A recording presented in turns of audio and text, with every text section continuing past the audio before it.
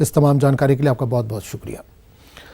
तो नाज़रीन, इस वक्त बड़ी खबर आ रही है महाराष्ट्र से। महाराष्ट्र असेंबली स्पीकर का बिला मुकाबला इंतखाब, कांग्रेस लीडर नाना पटोले का स्पीकर चुना जाना तकरीबन तय। असेंबली में स्पीकर के इंतखाब को लेकर कुल जमाती इजलास हुआ, बीजेपी ने अपने उम्मीदवार का नाम वापस ले लिया है। तो इस वक्त की बड़ी खबर आ रही है, महाराष्ट्र असेंबली स्पीकर के ताल्लुक से बिला मुकाबला इंतखाब हो गया। कांग्रेस लीडर नाना पटोले का स्पीकर चुना जाना तकरीबन तय हो गया। असेंबली में स्पीकर के इंतखाब को लेकर कुल जमाती इजलास हुआ, बीजेपी ने अपने उम्मीदवार का नाम वापस ले लिया है।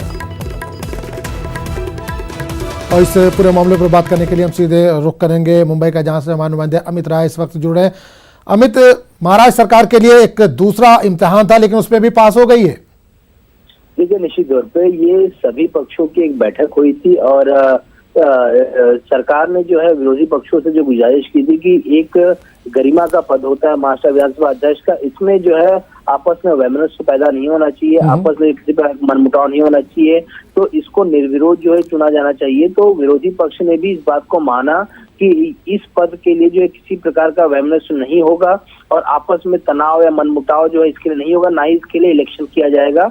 तो बीजेपी ने अपने उम्मीदवार किशन कथोरे का जो उम्मीदवारी थी वो वापस ले ली और नाना पटोले जो है अब इस परीक्षा में पास हो चुके हैं। वो एकमत से जो है उन्होंने विधानसभा अध्यक्ष का पद जो है जीत लिया है। नाना पटोले के बारे में कहा जाए तो काफी आक्रामक नेता माने जाते हैं। 4 बार जो है विधायक रह चुके हैं, 1 बार सांसद रह चुके हैं और काफी जो है आक्रामक माने जाते हैं और इस सब सीनियरिटी में भी जो है वो काफी आगे, जिसकी वजह से उन्हें इस बार जो है नामांकन उनका किया गया था और इस बार वो भाजपा से जो है कांग्रेस में जो है आए थे। उन्होंने ही प्रधानमंत्री नरेंद्र मोदी के खिलाफ आवाज उठाई थी। उनका साफ तौर पर कहना था कि सांसदों की बैठक में मोदी जो है किसी को बोलने नहीं देते। अपने इसी आक्रामक भूमिका के चलते उन्होंने भाजपा जो है छोड़ दिया था और कांग्रेस का हाथ जो है थामा था। तो नाना पटोले की जीत जो है बिल्कुल सुनिश्चित हो गई है। आज जो है इसी का ऐलान किया जाएगा। विधानसभा का सत्र का दूसरा दिन है, 2 दिन का ये विशेष सत्र बुलाया गया था। कल हमने देखा कि हंगामे भरे माहौल के बीच में उद्धव ठाकरे ने अपना विश्वास मत हासिल किया।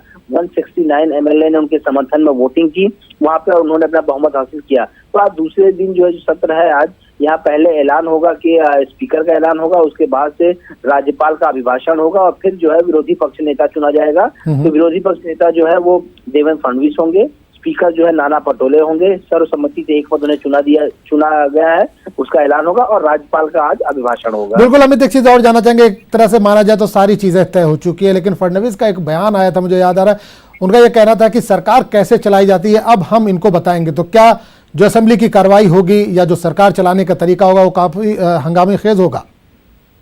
देखिए, ऐसा है, हंगामा तो होगा, इसकी झलक हमने कल देख ली थी कि कल किस तरह से नारेबाजी हुई, बीजेपी ने वॉकआउट कर दिया। कल बहुमत हासिल करने में उन्होंने वोटिंग भी नहीं की है।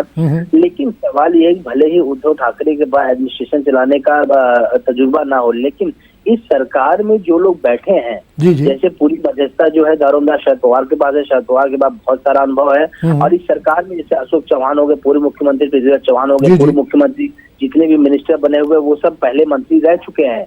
तो बहुत ज्यादा दिक्कत जो है सरकार चलाने में नहीं आ सकती, क्योंकि भले उद्धव ठाकरे पर एडमिनिस्ट्रेशन का तजुर्बा ना हो, लेकिन ये जो उनके साथी हैं, उनके साथ जो जुड़े हुए लोग हैं, ये पिछले कई वर्षों से महाराष्ट्र की राजनीति में सक्रिय हैं और ये लोग सत्ता चला रहे हैं, सत्ता चला चुके हैं, एडमिनिस्ट्रेशन काफी ज्यादा अनुभव है। तो जहां भी इन्हें जरूरत पड़ेगी ये सारे साथी जो है एकजुट होकर उद्धव ठाकरे का साथ देंगे। तो ये कहना कि बहुत मुश्किल आएगी, ये कहना गलत होगा। लेकिन बहुत सारे ऐसे मुद्दे हैं कि जिसपे देवेंद्र फडणवीस और उनकी जो बीजेपी है वो इस पे आक्रामक जरूर दिखेगी। तो हमें हंगामे भरा माहौल जो है हर बार अधिवेशन में देखने को जरूर मिलेगा। चलिए अमित, बहुत बहुत शुक्रिया इस तमाम जानकारी के लिए।